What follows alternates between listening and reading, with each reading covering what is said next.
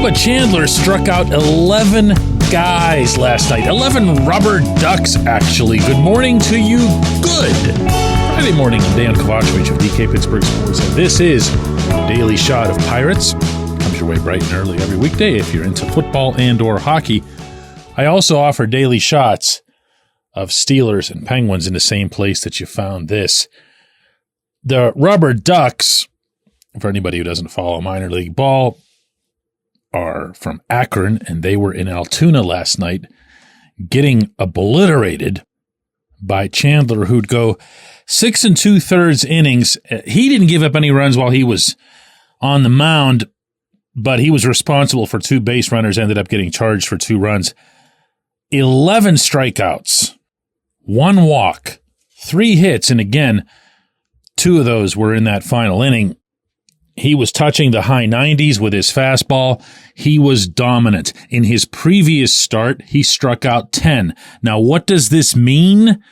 It means hang on, because he's 21 years old, 3rd-round pick in 2021 out of Clemson. And overall for the season, he's 4-5 with a 4.17 ERA, but also a 1.15 whip, which is really nice. 68 strikeouts against 22 walks in his 54 innings. But again, I'm going to stress 21 strikeouts in the last 2 starts. And when you see that start happening, that's when you can be fairly confident that someone's found their gear and is getting close to moving up to the next level. So why are we even talking about him? Well, aside from the fact that it's a positive, he's also a prospect, a pitching prospect who could be dangled as trade bait. I've not heard that that's the case, but he certainly could be, in what one can only hope is a very real pursuit of offense for the major league lineup. Now, I don't believe for a split second that you trade someone like that for a rental, even an outstanding rental. But I do believe that there's a pure baseball trade to be made. And you know what I mean by that. Hey, here's our top shelf this or that pitching prospect, and let's have a look at your top shelf this or that hitting prospect. Ideally, someone closer to the big, someone who might even be knocking on the door. We agree that our system has no hitters this side of Termarr Johnson, and maybe your system doesn't have any pitchers, and we can just kind of scratch each other's back here. That's the kind of trade I'd be looking forward to when it comes to Chandler. I'm going to say it again because every time I put forth something like this, it gets misinterpreted by some. I am not in any way, shape, or form advocating that Chandler gets traded for a 3-month rental. If you're going to make a trade for a rental, you can do it with other prospects. You can do it with someone who isn't absolutely annihilating a certain level at age 21. But I do think that there's value in broaching this now. And I'm not talking about, Ben Cherington and his staff. I'm sure they have to do that on a daily basis. I'm talking about me and you. Because we can't have it both ways. We can't say, go get a bat or bust. And then as soon as we see somebody in the minors that we really like, go, yeah, not that one. No, don't take that one.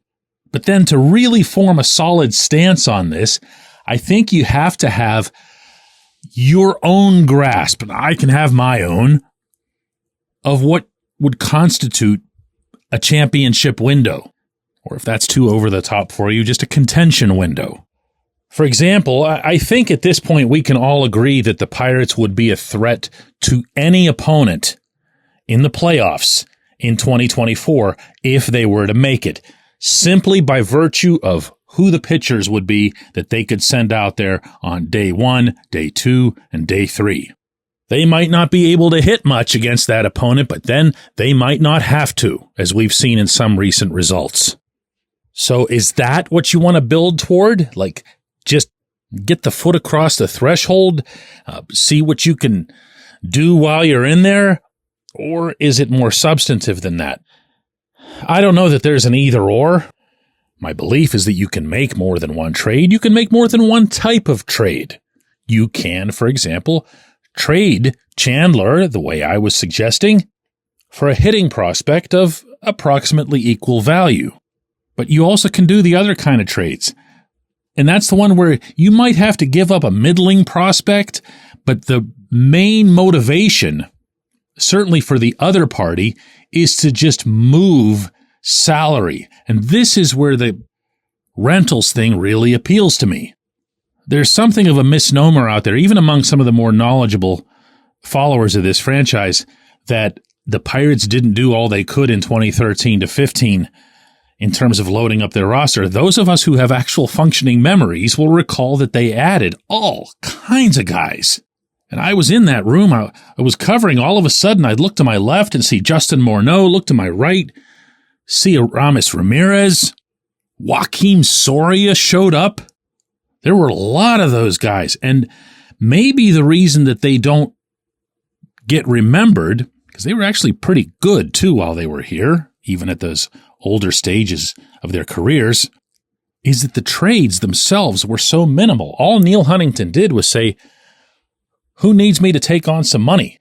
And invariably, a lot of hands would go up. A lot of teams were out of it. A lot of teams were eager to just, lighten the payroll load. And of all ironies, the Pirates were the team doing that. And that, by the way, is how their payroll would end up approaching and exceeding eventually $100 million 3 years in a row. Which is why, in parentheses, I always say never look at opening day payroll. It doesn't matter in one direction or the other. Look at the amount that actually got spent. Those can happen again. And as Cherington has said, and I on the record as saying that I believe him on this, those types of trades are easier to make as you get closer to the deadline and as more teams realize, heck, it doesn't look like this is our year, we're falling out of it.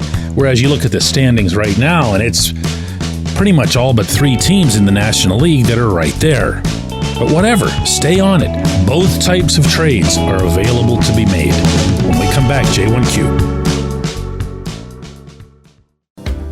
This portion of Daily Shot of Pirates is brought to you by our friends at North Shore Tavern that's directly across Federal Street from PNC Park. It's home of Steak on a Stone, an eating experience, underscoring the word experience. The steak is brought to you partially cooked on an 800-degree stone, and you do the rest. It's a ton of fun, it's a great meal, and it's a baseball atmosphere like no other in Pittsburgh. North Shore Tavern, right across Federal Street from PNC Park. It's Gun Storage Check Week. Help prevent unwanted access to your firearms. No one wants their unsecured gun to be used in an accident, a suicide, or a crime. Use lockboxes, safes, and locks to secure your firearms.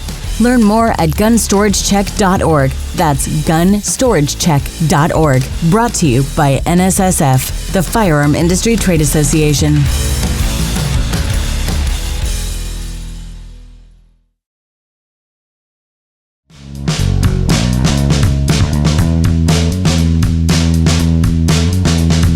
Today's J1Q comes from Robert, and it's short, but it's good.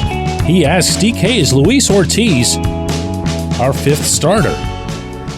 Robert, my direct reply to that is a plain and simple no. I don't believe that he is.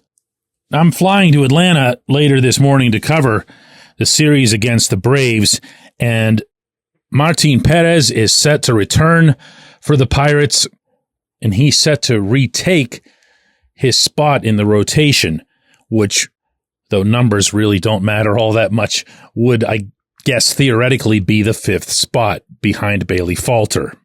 Now, the reason that I said that I liked your question is that it poked something else here with me that I've been thinking about for a while, which is if you're going to put together a plan that allows Paul Skeens and Jared Jones to ease off a little bit when it comes to the inning count, you could go right back to that 6-man rotation that they very briefly implemented, you'll recall, a couple of months ago. That's when the 6th guy was Quinn Priester. In this case, you look at the schedule, you look at the off days, you consider that the All-Star break is coming up, and you find a way to get Ortiz into that mix as well.